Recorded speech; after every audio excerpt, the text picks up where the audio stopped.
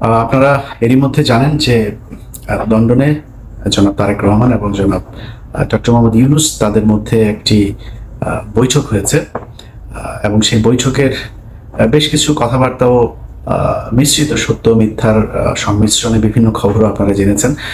সত্য মিথ্যা বললাম এই কারণে যে আমি কিছু গণমাধ্যমেও কিছু খবর দেখেছি, যে খবরগুলোর ভেতরেও আসলে সেখানে বাস্তবে যা ঘটেছিল তার অনেক কিছুই কিছু জায়গায় নেই আসল তথ্যটা, আবার কিছু জায়গায় অতিরিক্ত অনেক কিছু যুক্ত করা হয়েছে যে ঘটনাগুলো সেখানে আদৌ ঘটে নাই। আপনাদেরকে আগেই আমার ঠিক আগের ভিডিওটাতে আপনাদের জানানো হয়েছিল যে ডক্টর মোহাম্মদ ইউনূস এবং তারেক রহমানের যেই বৈঠকটি, এই বৈঠকটিতে আসলে অনেকেই ক্রেডিট নেবার চেষ্টা করেছেন ওনার মাধ্যমে আসলে ডক্টর মোহাম্মদ ইউনূসের বৈঠকটা ডক্টর মোহাম্মদ ইউনূস নিজে চেয়েছেন এবং তারেক রহমানকে সেই প্রপোজাল দেওয়া হয়েছে। যথাযথ মাধ্যমে প্রপোজাল দেওয়ার পরে তারেক রহমান সেটাতে সম্মতি জানিয়েছেন, যে কারণে এই বৈঠকটা হয়েছে। এখানে কেউ তারেক রহমান বৈঠক করতে চান নাই, ডক্টর মোহাম্মদ ইউনূস প্রপোজাল দিতে চান নাই, আরেকজন এটা করে দিয়েছেন, এরকম বিশেষ করে দুইজনের নাম না বললেই না, ডক্টর আসিফ নজরুল এবং জনাব মনির হায়দার। তো এনাদের চরিত্র সে আগে থেকেই আপনাদের একটা বিষয় জানায় রাখি যে এরা হচ্ছে দ্বিমুখী সাপ। আপনি মনির হায়দারের কথা যদি বলি, মনির হায়দারকে জিজ্ঞেস করেন, যখন যখন পাসপোর্ট নেওয়ার জন্য এই অফিসে ঢুকতে দেয় না, তখন মনির হায়দার এই করোনার মধ্যেও মনির হায়দার 2020 সাল থেকে 2024 সালের মধ্যে টোটাল 3বার, আমার জানা মতে টোটাল 3বার তিনি বাংলাদেশে গিয়েছেন। এর মধ্যে একবারের বিষয়টা আমি জানার পরে আমি আর কনক ভাই ওনার সাথে দেখা হলো, তো জিজ্ঞেস করলাম যে ভাই দেশে গিয়েছিলেন শুনলাম, বলছে তো আমরা বললাম যে আপনি গেলেন কিভাবে, সমস্যা হয় নাই কোনো? সে আমাদেরকে জবাব দিল যে তিনি নাকি মাস্ক পরেছিলেন, মাস্ক পরে থাকার কারণে তাকে এয়ারপোর্টে চিনতে পারে নাই।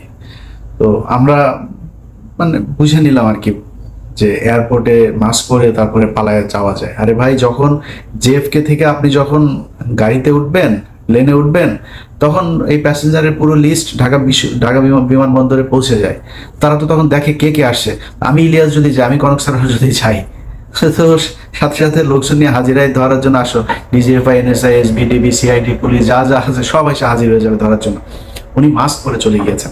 তো মনির হায়দার একজন ডিজিএফআই এর খুবই প্রশিক্ষণপ্রাপ্ত এবং খুব সুদীর্ঘকালীন ধরে তিনি ডিজিএফআই এর সোর্স হিসাবে কাজ করেন। তো ধরেন আমার দেশের গোয়েন্দা সংস্থা, আমরা ডিজিএফআই মানি একটা নেগেটিভ একটা ন্যারেটিভ আমাদের চোখের সামনে ভাসে। এর কারণ হচ্ছে তারা দেশের বিরুদ্ধে কাজ করে। তাদের কাজ হলো ভারতীয় গোয়েন্দা সংস্থা ভারতের কোনো আমাদের দেশে করে কিনা, তারা ভারতের বিরুদ্ধে কে কাজ করে তাদেরকে ধরে নিয়ে তারা গুম করে। এটা হচ্ছে আমাদের ডিজিএফআই কাজ করে, যে কারণে জিনিসটাই নেগেটিভ। তো মনির হায়দারের সাথে আমার ব্যক্তিগত কোনো সমস্যা নাই। মনির ভাই আমাকে খুব স্নেহ করেন, উনি আমার সিনিয়র ভাই। এখানে আমাদের মাঝে মধ্যে ওনার সাথে দেখাও হইতো, একসাথে চা খেয়েছি, দাঁড়িয়ে আড্ডা দিয়েছি। কিন্তু ওনার প্রতি আমার ক্ষোভটা সেদিন থেকে শুরু হলো, এখানকার কর্নেল যে মুস্তাফিজ সাহেব আছেন, উনি একদিন এক ভিডিওতে বিষয়টা বললেন যে মনির হায়দার আমাকে এবং কনক সারোয়ার দুইজনকে সরকারের বিরুদ্ধে যেন আমরা কথা না বলি, অর্থাৎ আওয়ামী লীগ সরকারের সময়, এই জন্য ওনাকে দায়িত্ব দিয়েছে ডিজিএফআই।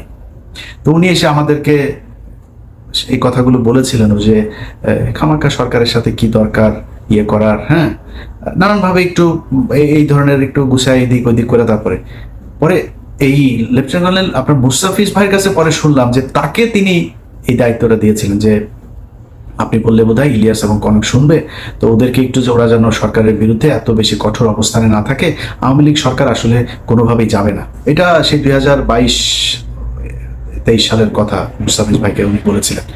এটার পরে আসলে মনির ভাইয়ের প্রতি শ্রদ্ধা ভালোবাসা কোনো কিছুই থাকার বিষয় নেই। মনির ভাই এমনিতে উনি ওনার একদম ক্যারিয়ারের শুরু থেকেই উনি একজন দুর্নীতিগ্রস্ত একজন সাংবাদিক। ওনার এগুলি নিয়ে কথা বলতে চাইনি, কিন্তু এখন যেহেতু এই অবস্থা সেই কারণে বললাম। ওনারা একটা ক্রেডিট নেওয়ার চেষ্টা করছেন, আবার ফের বিএনপির ভেতরে যে তারেক রহমান আমি তো আপনার জন্য অনেক কিছু করছি, এই সেই এরকম বুঝায় এদের সাথে একটা খাতির জমানোর চেষ্টা করছেন। তো এই ধরনের কিছু মানুষজন আছে যারা কিনা এই বৈঠকটা করার ক্রেডিট বিভিন্ন জায়গায় নেওয়ার চেষ্টা করছেন। এরকম কোনো কিছু না, তারেক রহমান রাজি হয়েছেন, ডক্টর মোহাম্মদ ইউনূস তাকে প্রপোজাল দিয়েছেন। এবং আমি আগের ভিডিওতে বলেছি যে দুইটা পক্ষের কেউই ছোট হয় না। এখানে আমার এরকম একটা বৈঠক হওয়া দরকার ছিল। বৈঠকের ছোটখাটো কিছু বিষয় আপনাদেরকে জানাবো। তার আগে মূল জিনিসটা আপনাদেরকে জানিয়ে দেই, সেটা হচ্ছে এই বৈঠকটা অত্যন্ত ফলপ্রসূ এবং আমরা এতদিন ধরে আসলে যা চাচ্ছিলাম সেইটাই এই বৈঠকের মধ্য দিয়ে ঘটেছে। এর মধ্যে একটা জিনিস হয়েছে সেটা হচ্ছে যে নির্বাচনের যে তারিখ ডক্টর মোহাম্মদ ইউনূস গেল কয়েকদিন আগে বলেছিলেন যে এপ্রিলে নির্বাচন হবে, সেই জায়গা থেকে সরকার সরে এসেছেন এবং যেটা হয়েছেন সেটা হচ্ছে ফেব্রুয়ারির, আমি যদি নাকি একদম ডেট বলতে বলেন তাহলে ফেব্রুয়ারির 12 তারিখে আমাদের পরবর্তী নির্বাচন হবে। 12 তারিখ কেন, সেটা হচ্ছে যে কোনোভাবেই রমজানের আগে চেয়েছিল তারেক রহমানের পক্ষ থেকে নির্বাচন, এবং যেহেতু রোজা শুরু হচ্ছে ফেব্রুয়ারির মাঝামাঝিতে 16 অথবা 15 তারিখ, তার আগে 15 তারিখ এর আগে একটা বিতর্কিত নির্বাচন হয়েছিল, যে কারণে ওই তারিখটাকে করা হয়নি। তার আগে আবার শুক্রবার শনিবার এরকম কিছু বিষয় আছে। তো 12 তারিখ সম্ভাব্য তারিখ এখন পর্যন্ত আমার কাছে থাকা যে তথ্য সেটা। তো এই বৈঠকের এটা হচ্ছে মূল যে জিনিস। তো এইটার পরে যে কেউ যে কাউকে জোর করে বলেছে যে, বা ডক্টর ইউনূস বলেছে না আমরা ফেব্রুয়ারিতে করব না, মার্চে নিয়ে যাব, এরকম কোনো কিছু হয়নি। ওনারা এটা বলেছেন, উনি বলেছেন ঠিক আছে কোনো সমস্যা নেই, নির্বাচন এইভাবেই হবে। এখন এত ফলপ্রসূ একটা কেন হইলো, এটার কিন্তু কিছু কারণ আছে। এই বৈঠক করানোতে কারোর ক্রেডিট না থাকলেও বৈঠকটা যে ভালোভাবে হয়েছে এটার কিছু ক্রেডিট কিছু মানুষের আছে। সেটা হচ্ছে কিছু মানুষকে এই বৈঠকে না রাখাটাই হচ্ছে সেই ক্রেডিট। এখানে যদি সালাউদ্দিন থাকতো তাহলে প্রথমেই মনে করেন যে ডক্টর ইউনূসের সাথে তারেক রহমানের গ্যাঞ্জাম বাঁধানোর জন্য যত কোশ্চেন সেটা সে করতো। এখানে যদি আমির খসরু মাহমুদ চৌধুরী থাকতো, এখানেও একটা গ্যাঞ্জাম বাঁধাইতো।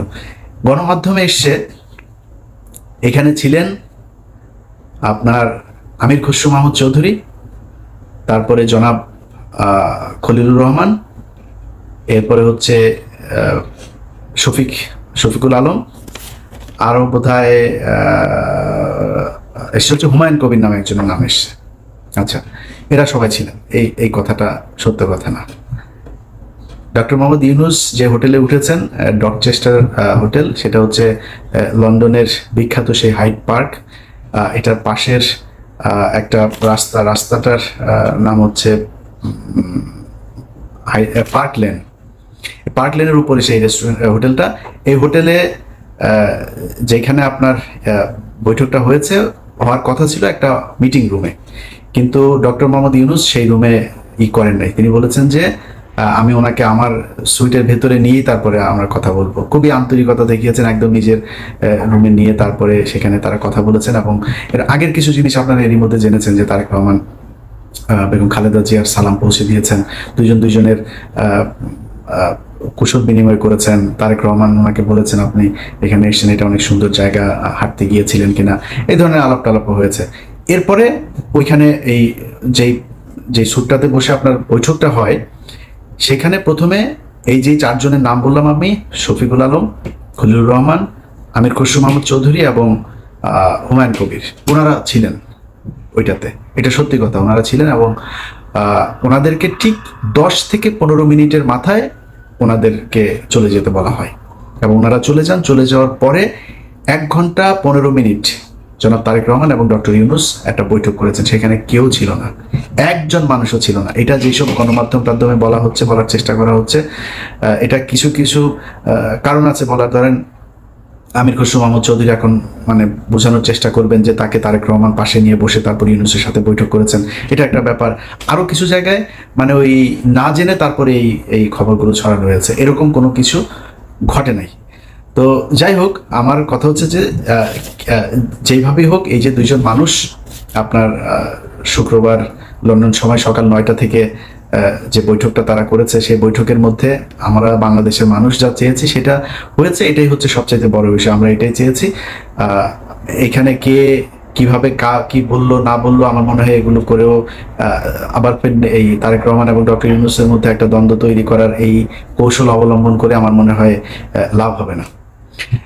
অতএব আমরা বিএনপি এবং ডক্টর মোহাম্মদ ইউনূসের 2 জনের মধ্যবর্তী একটা জায়গায় নির্বাচনের জন্য দেশবাসী প্রস্তুতি নেই। যারা নির্বাচন করবেন তারা প্রস্তুতি নেই। আমরা যারা ভোটার আছি আশা করি ইনশাল্লাহ এবারের ভোট নিজে উপস্থিত থেকে ভোট কেন্দ্রে গিয়ে তারপরে জীবনের প্রথম ভোট দেওয়ার সুযোগ পাচ্ছি। আমি আমার এর আগে যেই নির্বাচন আমি 2002 সালের এসএসসি পরীক্ষার্থী, 2004 সালের এইচএসসি পরীক্ষার্থী।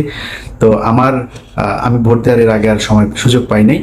একটা ভোট পেয়েছিলাম, 111 সরকারের সময় ভোটটা পেয়েছিলাম, তো ওইবার আমি ভোট দিতে যাই নাই। এবার ভোট দেবো ইনশাল্লাহ, আপনারা দোয়া করেন যাতে বাংলাদেশের মানুষের পছন্দের কেউ এবার বাংলাদেশের শাসন ক্ষমতায় আসেন। এবং এতদিন ধরে এই যে নির্বাচন এবং সংস্কার নিয়ে যে ধরনের চলছিল, আমার মনে হয় ফেব্রুয়ারি এটা খুব কম সময় না, এদিকে 6 মাস, ওইদিকে প্রায় 2 মাস, 8 মাস থেকে যদি আপনি তফসিল ঘোষণার ওই 3 মাস বাদও দেন, তারপরেও ধরেন আমাদের এদিকে 5 মাস অনেক সময়, অনেক কিছু করা যায়। এদিকে 10 মাস অলরেডি তাদের অনেক কাজ করাও আছে।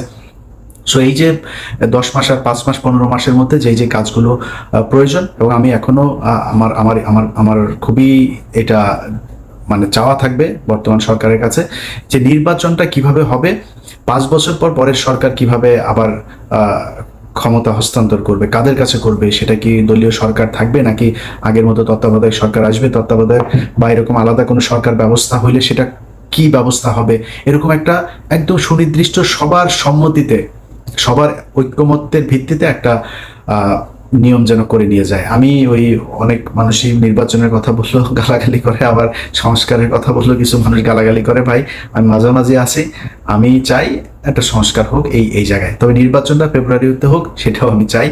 অতএব এই দুইটা মিলিয়ে একটা ভালো পরিস্থিতি তৈরি হবে, বাংলাদেশের ইতিহাসের সবচাইতে সুন্দর গ্রহণযোগ্য একটা নির্বাচন হবে, এবং বাংলাদেশের ইতিহাসের সবচাইতে সুন্দর একটা রাষ্ট্র পরিচালনার জন্য সুন্দর একজন মানুষকে আমরা এবার এই 2026 সালের নির্বাচনে পাবো, এটাই বিশ্বাস করি, ভরসা রাখি। আল্লাহ যেন আমাদের সবার এই ইচ্ছা পূরণ করেন। ভালো থাকবেন। আল্লাহ।